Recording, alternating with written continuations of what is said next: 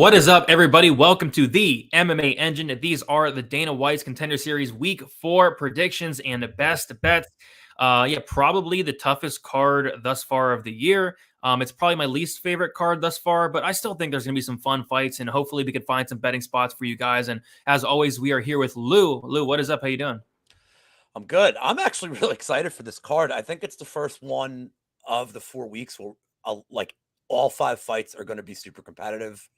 I think they're really tough to call this week. We've had a lot of favorites coming through, but I got a sneaking suspicion this is the week that changes. So yeah, I'm ready, man.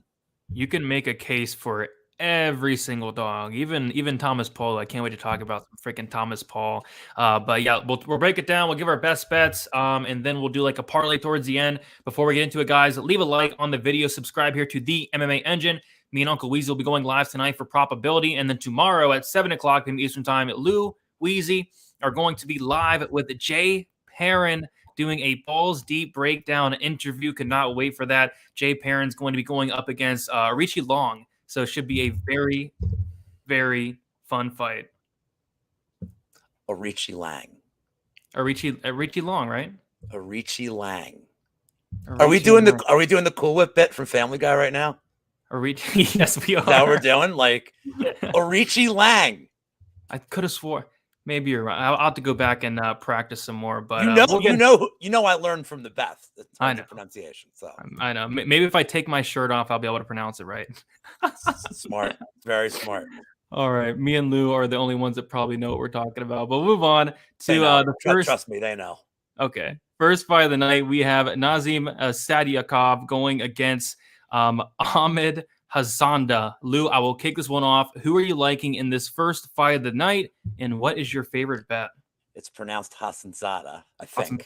I think. Look, this one I'm not like sure about. So, these guys they're both like kind of higher level in terms of their talent than you would expect for like an opener for a Dana White fight. They both have pretty good gyms. Sorry, let me. I have a lot of windows open at once. Sadykhov is trading with the Serra-Longo gym, and Hasanzada, I believe, is Team Alpha Male right now. So they're both pretty young. We don't have a height and reach on Sadykhov, but just from look, I don't think there's going to be a major advantage one way or another here for either guy. The striking is close. Sadykhov's good. He's got a little more power, I think, than Hasanzada, but Hasanzada is a little. I like that he's more technical, and he does those like Cody Brunage was doing it in his last fight. Shout out to our guy Cody Brunage. He does like the jab and then the lead, like the elbow as a jab as a follow-up, which you don't see a lot of fighters do it, but it's masked well and it's effective. The problem I have here is they're both pretty good on the ground, but Hasanzada he doesn't get up immediately. It's not that his get up game is bad. He likes fighting off his back. He's very active. He's throwing up subs. There's a lot of strikes off his back. The problem is he's losing minutes as he's doing that. So I worry if it can get into that kind of fight, but I like Hasanzada at the dog price. I think he's on the feet. He's going to have an advantage on the ground. I think it's really equal. Cardio should be good for both. The camps are good. It's this close that just give me the dog money on any case. And I don't think he wins by finish, but we'll get to the prop later. I do like him by decision here. By decision.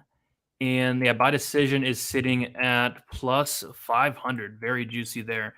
We are going to agree on the first fight of the night here. So for me, if I knew for a fact that Sadykhov would come in here and wrestle, it'd be an easy pick for me. I did not like what I saw from the takedown defense of Hazasanda. His get-up game is non-existent. He's content to kind of throw elbows off his back, throw up submissions, content to kind of lose minutes, and I don't really like to see that. But Sadykhov his grappling is very good. When he gets on top, he has really good ground and pound. It's just I went through and watched a good amount of fights. I just don't really see him initiating the wrestling offensively. When he's getting on top, it's because his opponents are initiating the wrestling, the grappling, and it's just not something I've seen him do. And if he stands with Hazasanda here, I think it'll be very close and competitive. But Hazasanda, his striking is very good. He mixed it up very well. Great elbows. I saw him cut somebody open very bad, finish him shortly after. Good knees as well. I guess I was more impressed with the striking of Hazasanda. And if Sadykhov is not going to come out here and take him down, I feel like Hazasanda has a very good chance to win this fight. So I think Sadykhov has a very clear path to victory, and that would be going for takedowns. But again, it's just not something I've seen enough of. So I'm going to go with the dog here as well. I'm just going to take the money line. Hazasand is a very good finisher, 80% finish rate. Sadykhov, very tough guy. I don't really see him. I guess you can potentially knock him out, but I'm kind of leaning the decision route as well. I'm just going to take the money line, though, to be safe. Plus 168 on FanDuel Sportsbook. That is pretty juicy there. He opened up plus 188. You there? Oh, I'm here. How do you feel? Money line, what do you think? Yeah, I mean, and if you look at the number, like he's gotten a little bit of steam as the week's gone on. I don't really look at this 130 because that's the line that's available for like 3 people. Yeah. But he's been steadily getting some steam. I mean, no one looked. There's one guy at the weigh-ins that I'll talk about in a little bit, like later in the day. But he's steadily been getting some steam. I like the price here. I wonder what he's going to get to by fight time. But like I'm with you too. Like if Sadykhov could just have a wrestle heavy game, but we've seen it too often in the Contender series where they know what Dana White wants, and he doesn't want a guy that's just going to grapple for 15 minutes and just lay on the ground. But yeah, I think Hazanzada is. I mean, we didn't even talk about like their strength of schedule. It's both. They both have terrible strength of schedules. Nobody's fighting anybody right here. I think Hazanzada's only fought on the Afghanistani regional scene. So he's confined there. And Sadykhov has faced a bunch of cans at this point. So, yeah. So we're both on the dog here. Let us move on to the next fight. We have Haley Cowan going against Claudia Leite.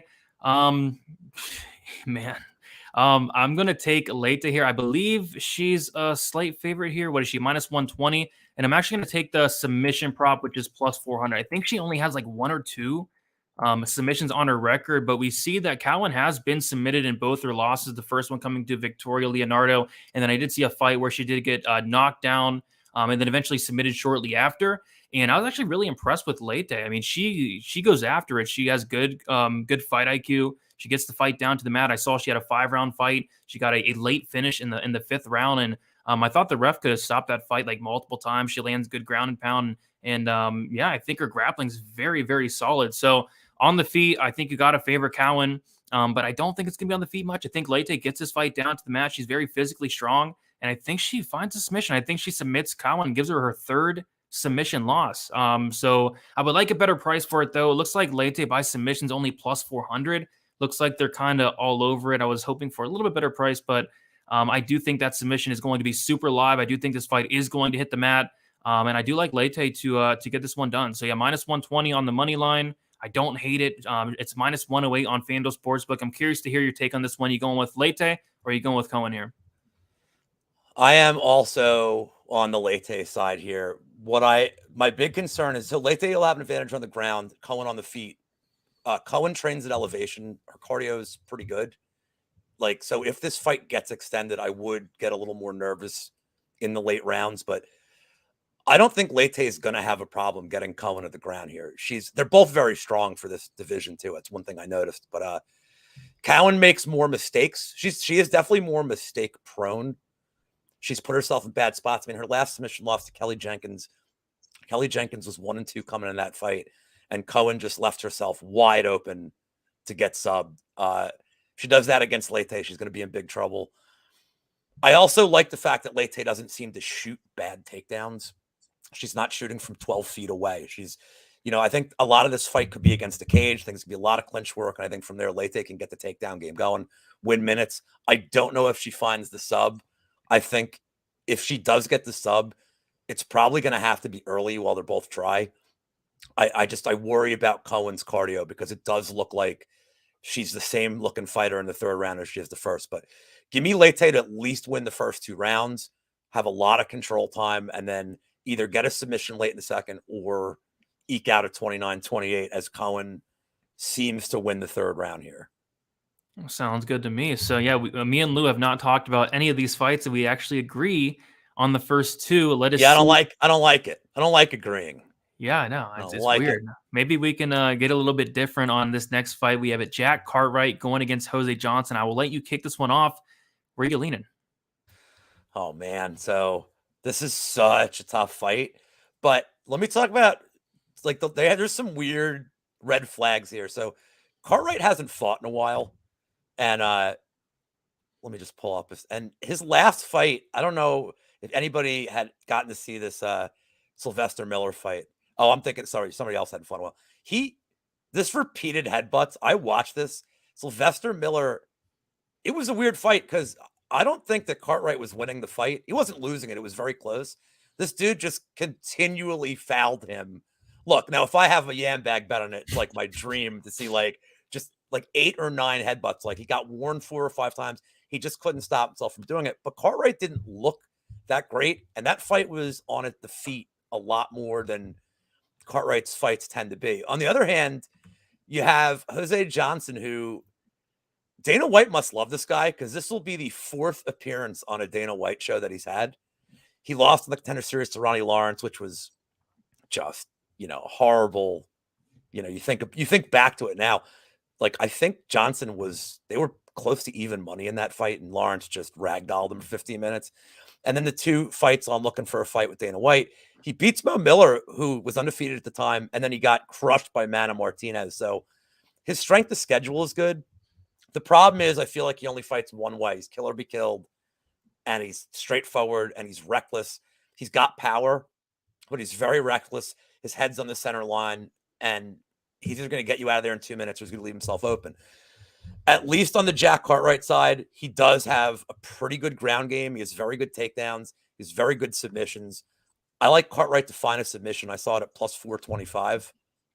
I think but this is going to be a really dicey first 2 minutes of the fight, trying to avoid Jose's power.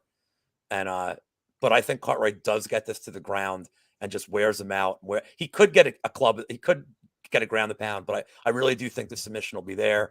I don't love Johnson's cardio at all. So give me Cartwright to wrap up a sub at plus 425 for this one. Do you agree with that assessment?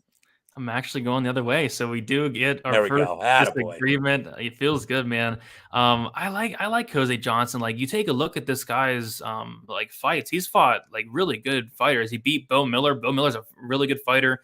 Bo Miller fought and won on the Contender Series. He beat Pipe Vargas twice, who Pipe Vargas knocked out Kakhramonov, Sayudakab Kakhramonov in the 3rd round.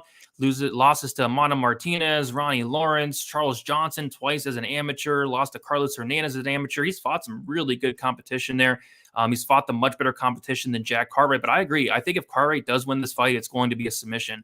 Cartwright does go for takedowns. He is dangerous on the mat, and Jose Johnson just makes so many mistakes. So if I was to bet Cartwright, I would go with that submission. I agree, but man, Johnson is like I compared him to the bantamweight Jalen Turner, a less skilled bantamweight Jalen Turner. This guy is huge for bantamweight. How does he make bantamweight 6 foot? Yeah, he's good. Yeah, and that's the reason I like Cartwright to get the takedowns here is that frame could work against him. But yeah, he's a very big guy for the weight class. Yes, it's freaking nuts. And he has like sneaky power. Like, it doesn't look like this guy hits hard, but he hits hard. I saw him almost kill a dude. It was Rafael Costa, elbowed him to the side of the head. Costa would knock it up for like 5-6 minutes. It was terrifying, but he can't be taken down. We saw that, pretty much in all of his fights, but he can get up. And I do think he's working on that part of his game. And I think on the feet, I do favor him.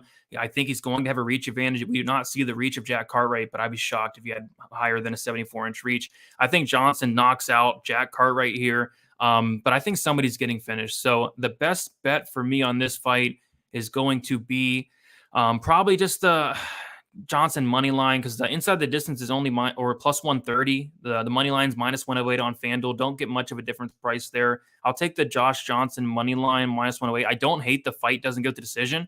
Like you said, Johnson is a killer be killed fighter, tons of power in his hands, and if Cartwright does win, I think it's absolutely a submission. So fight doesn't go under 2.5 rounds, even like minus 165. I don't hate that either. Yeah, that's a great price. I wanted to bring up and Mushroom asked how he looked in the scales. No one looked bad today. Everybody I thought looked all right. But I want to talk about something on the next fight that involved the scales that I thought was interesting. But the concerning thing for me is when I see something like this, the Cartwright opening it, a massive favorite, and then there's a little bit of buyback on him now. But if they set him at minus 400, and now we're looking at a pick 'em, like it makes me very leery. And I don't know if they're just reading into recency bias with his last fight or, with the DQ, or with the win the DQ win, but it's a little, that always concerns me for that. But All right, so we're disagreeing on this one. You want to move on to the next one? Yes, sir. Before we do show, I do want to ask if you guys have not already, please be sure to leave a like, subscribe here to the MMA Engine. Lots of content coming throughout the week. I do want to shout out the chat for being here live. We got Daz, we got Mushroom, Victor, we have Philip in the chat. We got Bob, Kiwi, what is up? We got Tommy Unders, love the nickname, love it. We have the MMA Engine. We got Alexander and Victor saying he does not want to go against his fellow countryman. And he's asking what's the best way to go and bet Jose Johnson. I think probably Johnson inside the distance there. PSSA, we got Grateful Dude, Addicted to Combat. What is up, guys? How are you doing? I do appreciate you hanging out with us on a Monday. Me and Luke do go live every Monday, 7 o'clock from the Eastern Time, breaking down the Contender Series right before the Die Hard MMA podcast. All right, next we have Ivan. We'll call him Bam Bam. Bam Bam going against Claudio Ribero. We'll start with Ribero here for me. You know, I'm not really impressed with either of these guys.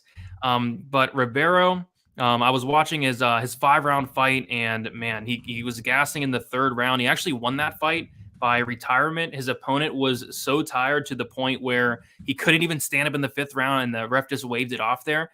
And he backs up way too much. In that fight, like he would back up as soon as they touch gloves to start the round. He'd back up to the back of the cage and just get controlled for a ton of minutes and lose a ton of minutes on the cage there. And it kind of concerns me in this fight because Bam Bam is going to come forward. That is something I really like on the Bam Bam side. He's going to come forward. But one thing I don't like on the Bam Bam side is the fact that he is super low volume. He just doesn't throw anything. When he does smell blood, when he does get his opponent hurt, that's kind of when he lets his hands go and he is super dangerous. But outside of that, yes, he's coming forward, and I like that. He's just not letting anything go.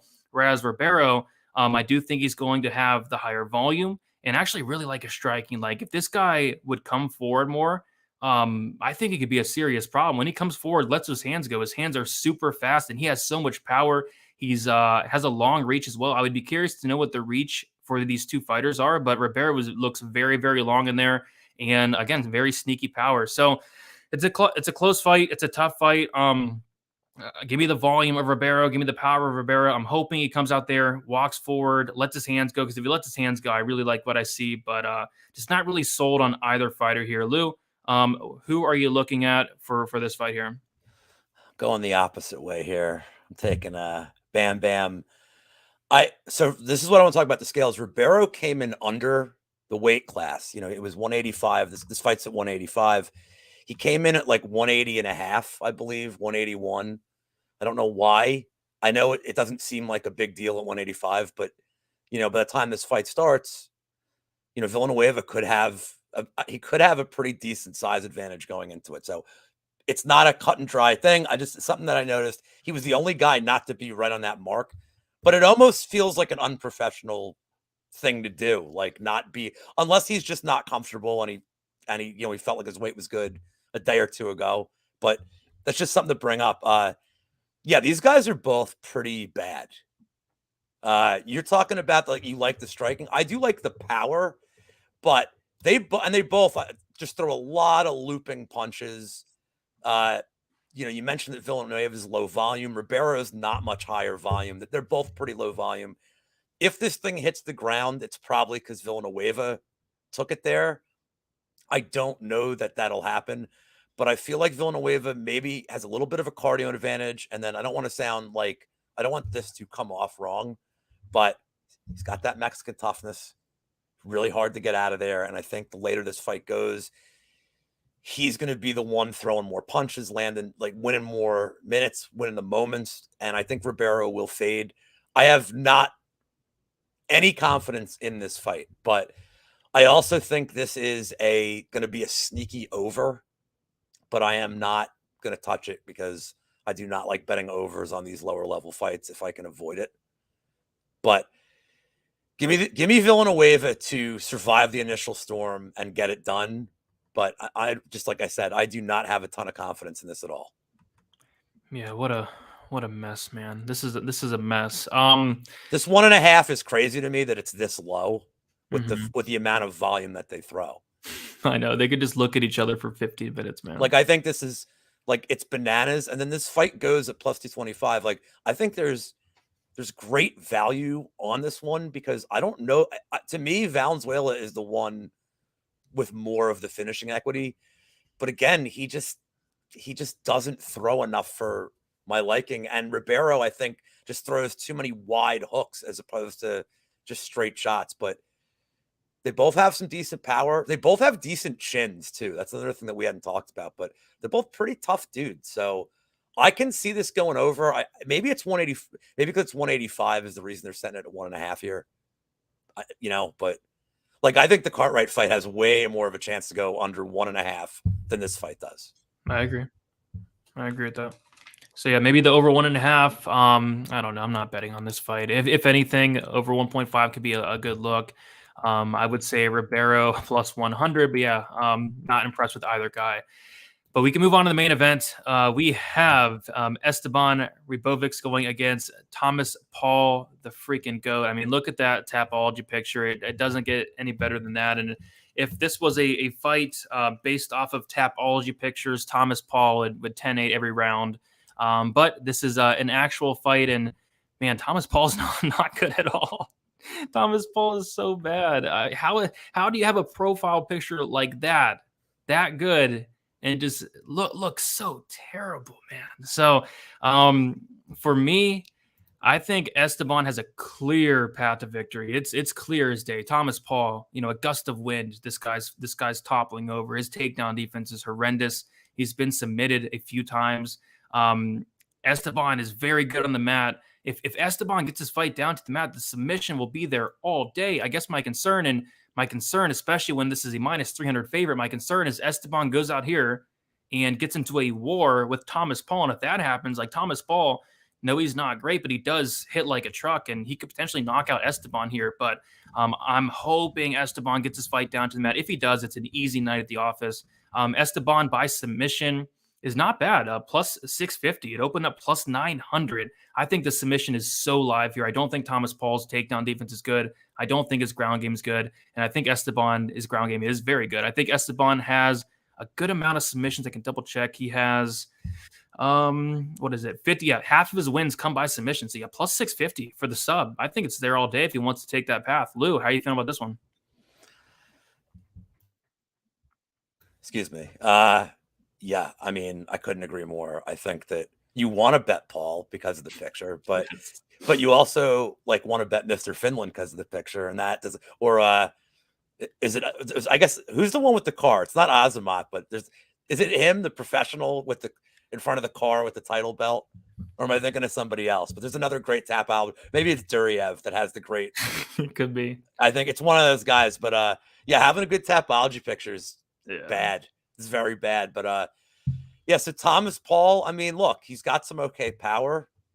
He has no takedown defense, like as you said, but his power's pretty good.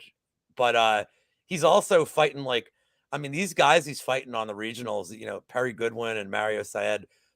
I went back and I went through the rabbit hole of watching some of these fights of guys he's beaten, and I mean, this is just like another Morozov situation where I don't know where they're finding these guys he's fighting. These records are so padded and weird. And they're not even padded like they're great. He's fighting mediocre, it's not like Glass Joe, but he's fighting the next guy, like Von Kaiser, like Piston Honda from Punch Out. He's fighting a bunch of really horrible guys. So he's knocking out some cans.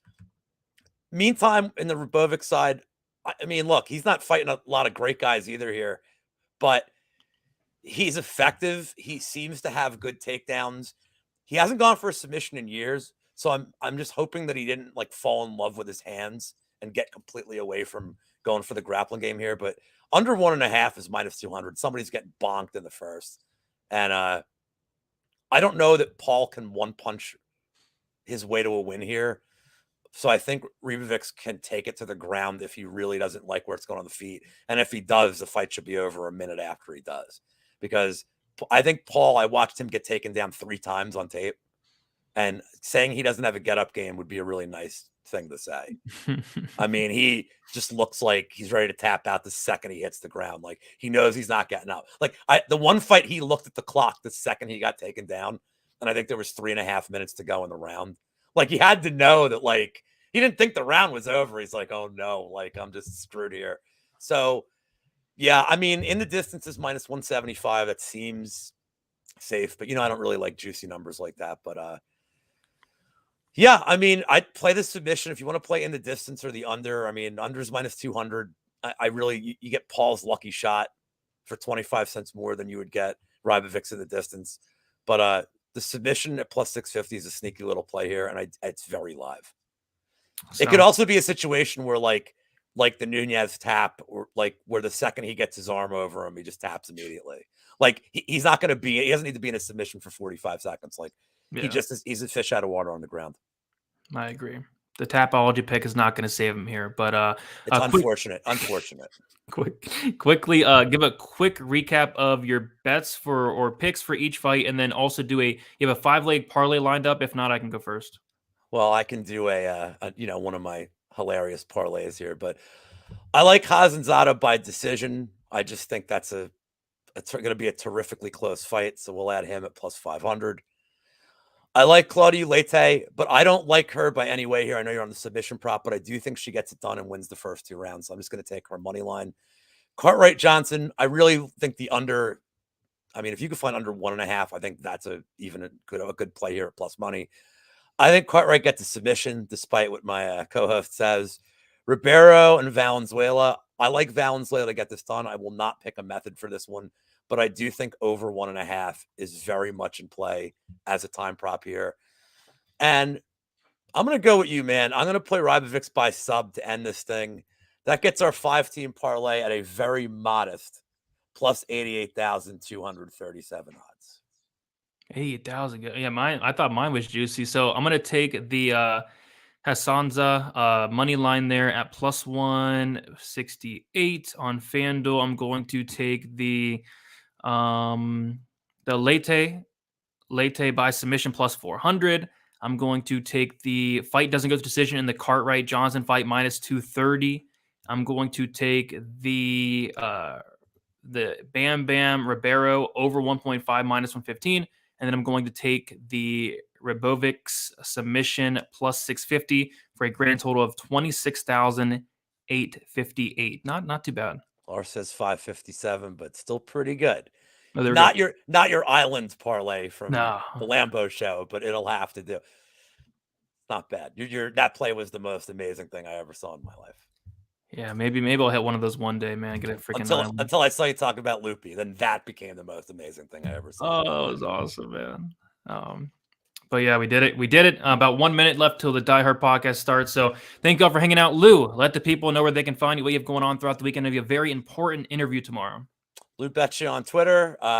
7 p.m. tomorrow. Weezy and I will be interviewing Jay Perrin. He's a pretty cool dude too. So very excited to get that done. You're going to be excited for the Contender series. So 1 hour before that, we're live.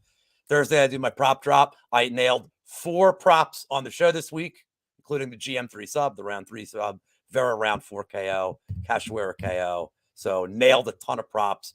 So please check that out on Thursday, and then the happy hour with Monk Friday, 5:30. Sounds good. You can follow me on Twitter, DFS_numbers, Instagram, DFS by the numbers. You can find me here on the MMA Engine, on DFS by the numbers YouTube channel, and also on Pub Sports Radio. Lots of content throughout the week. Leave a like on your way out. Subscribe here. Let's keep growing the channel. And best of luck for Dana White's Contender Series Week 4.